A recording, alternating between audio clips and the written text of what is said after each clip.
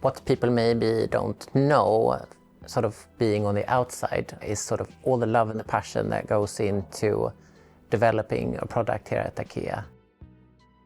There are a lot of different ways of communicating color, but NCS is the only sort of systematic way of working with it. This common language, so we can actually communicate and talk about the same thing.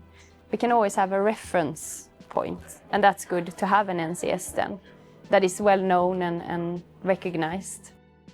I'm very, very pleased to be working for this kind of company. I have this collaboration, so we can utilize the knowledge from both with NCS and for IKEA, that we do it stronger together.